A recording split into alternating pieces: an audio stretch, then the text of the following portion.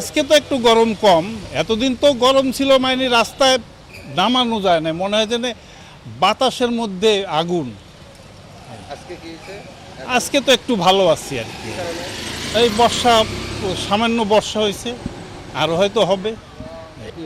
আজকে বৃষ্টি হওয়ার ফলে খুবই ভালো লাগতেছে। আর বৃষ্টি কিছুদিন যাবত বৃষ্টি ছিল না, এই জন্য গরমটা পড়ছে, ওই জন্য খুব খারাপ লাগছে।